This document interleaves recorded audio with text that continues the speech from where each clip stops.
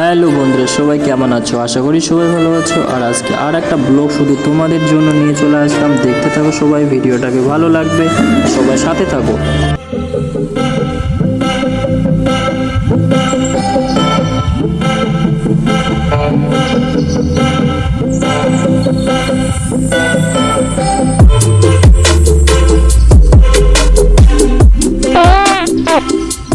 দেখো বন্ধুরা, কিছুক্ষণ ব্রেক নিয়ে আবার ফিরে আসলাম তোমাদের কাছে। দেখো আমি এখন মুখটা ফ্রেশ করে এখন নিচে দিয়ে যাচ্ছি আমার বন্ধুদের কাছে, সেটা দেখাবো আমার বন্ধুরা কি করছে। আর আমার বন্ধু অনেকটাই লজ্জা করেছে, তার মুখটা দেখাবে না।